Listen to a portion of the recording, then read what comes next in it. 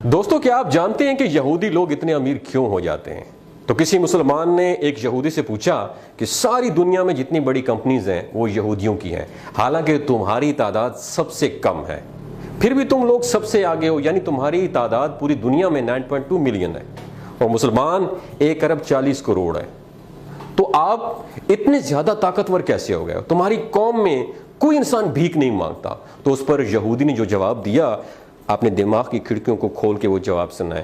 اس نے بتایا کہ ہم اپنی زندگی ان 3 اصولوں پہ گزارتے ہیں۔ نمبر 1، ہم اپنی زندگی علم حاصل کرنے میں لگا دیتے ہیں۔ نمبر 2، وہ کہتے ہیں کہ ہم اپنے بچوں کو بچپن سے ہی بزنس کرنا، تجارت کرنا سکھاتے ہیں۔ نمبر 3، ہم اپنے اندر بھائی چارگی پیدا کرتے ہیں، ایک دوسرے کو سپورٹ کرتے ہیں، اور یہودی دنیا میں کسی جگہ پہ بھی رہتے ہیں تو ایک دوسرے سے کنیکٹ رہتے ہیں، اور چاہے ہم کتنے ہی بڑے کیوں نہ ہو جائیں، ہم اپنے مذہب کے لیے صرف کام کرتے ہیں۔ اور ہم نے یہ ساری چیزیں، آپ کو پتہ ہے کس سے سیکھی؟ یہ یہودی کہہ رہا ہے، وہ بتاتا ہے کہ ہم نے یہ ساری چیزیں تمہارے نبی کریم صلی اللہ علیہ وآلہ وسلم سے سیکھی ہیں۔ اللہ اکبر۔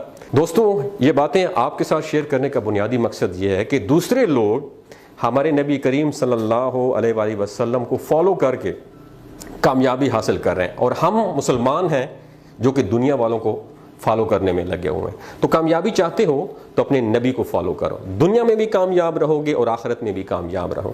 تو کہنے کا مقصد یہ ہے کہ ہمارے نبی صلی اللہ علیہ وسلم نے فرمایا تھا کہ تفرقوں میں نہ پڑو اور رسی کو مضبوطی سے پکڑو۔ آج ہم تقسیم ہو چکے ہیں، ہم سنی ہیں، ہم شیعہ ہیں، ہم بریلوی ہیں، ہم دیوبندی ہیں۔ اس تقسیم نے ہمیں توڑ کے رکھ دیا، ہمیں قوم نہیں بننے دیا، ہمیں امت نہیں بننے دیا۔ وجہ کیا ہے کہ ہمارے ریموٹ کنٹرول کہیں اور سے آپریٹ ہوتے ہیں، ان کا بیسک بنیادی مقصد یہی ہے، ڈیوائڈ اینڈ رول۔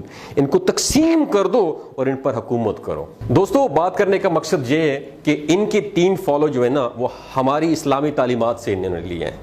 یہ بھائی چارگی کو اپناتے ہیں، ہمارے اندر بھائی چارگی بالکل بھی نہیں ہے، ہم بالکل بھی ایک دوسرے کو دیکھ ہی نہیں سکتے۔ ان کا دوسرا جو قانون تھا وہ یہ تھا کہ اپنے بچوں کو بزنس کرنا سکھاتے ہیں۔ ہم لوگ کیا کرتے ہیں؟ ہم اپنے بچوں کو نوکر بننا سکھاتے ہیں۔ اور تیسری بات، یہ ساری زندگی علم سیکھتے رہتے ہیں۔ میرا آپ سے سوال ہے، آپ نے سیلف ڈیولپمنٹ کے اوپر کون سی لاسٹ ٹائم آپ نے کتاب پڑھی ہے؟ آپ نے قرآن کو ترجمے اور تفسیر کے ساتھ کب پڑھا ہے؟ صرف ثواب کی نیت سے پڑھا ہے۔ دوستو، یہ کہنے کا مقصد یہ ہے، اپنی اسلامی تعلیمات پر غور کرو، آپ دنیا کی سب سے عظیم قوم بن جاؤ گے۔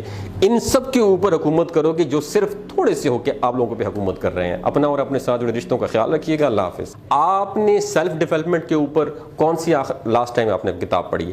آپ نے قرآن کو ترجمے اور تفسیر کے ساتھ کب پڑھا ہے؟ صرف ثواب کی نیت سے پڑھا ہے۔ دوستو، یہ کہنے کا مقصد یہ ہے، اپنی اسلامی تعلیمات پر غور کرو، آپ دنیا کی سب سے عظیم قوم بن جاؤ گے۔ ان سب کے اوپر حکومت کرو گے جو صرف تھوڑے سے ہو کے آپ لوگوں پہ حکومت کر رہے ہیں۔ اپنا اور اپنے ساتھ جڑے رشتوں کا خیال رکھیے گا۔ اللہ حافظ۔